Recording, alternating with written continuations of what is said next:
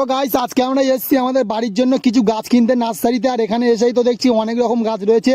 তো আজকে ভিডিওটা তোমরা পুরোটা দেখো, দেখতে পাবে কি কি গাছ রয়েছে। এখানে বিভিন্ন রকমের গাছ রয়েছে, যেমন ধরো আম গাছ, কাঁঠাল গাছ, পেয়ারা গাছ, সব রকমের গাছ রয়েছে এখানে। আর তোমরা কম দামে যদি ভালো গাছ কিনতে চাও এখানে কিন্তু তোমরা আসতে পারো। আর এর লোকেশনটা হলো আমাদের পালবাড়ি থেকে বটতলা 5 টাকার রাস্তা, ঠিক আছে। এখানে আসবে, খুব সুন্দর সুন্দর কোয়ালিটিফুল গাছ তোমরা পেয়ে যাবে।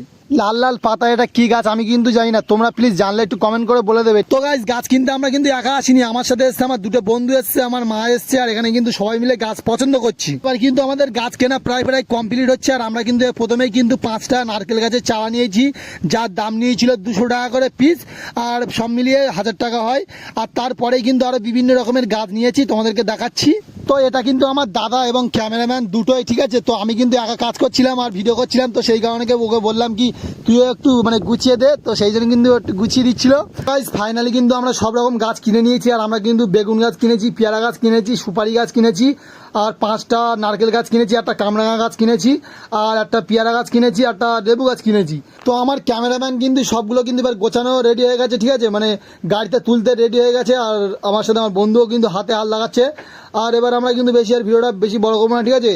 তো আমি কিন্তু এখানে আমার মাকে জিজ্ঞেস করছিলাম যে গাছগুলো কি ভালো হয়েছে না হ্যাঁ কিনা। তো মা বলছে হ্যাঁ ভালো হয়েছে। এখন দেখা যাক বাড়ি গিয়ে, অনেক রকম গাছ কিনেছি, তো এখন দেখা যাক ফল কিরকম দেয়। তো গাইজ আজকে এই ভিডিওটা বেশি বড় করবো না, ঠিক আছে। তো তোমার সবাই ভালো থাকো, সুস্থ থাকো, আর সবাইকে ভালো রাখো। আজকে তাহলে আসি, দেখা হচ্ছে কাল অন্য কোনো ভিডিওতে, ঠিক আছে। তো চলো, বাই।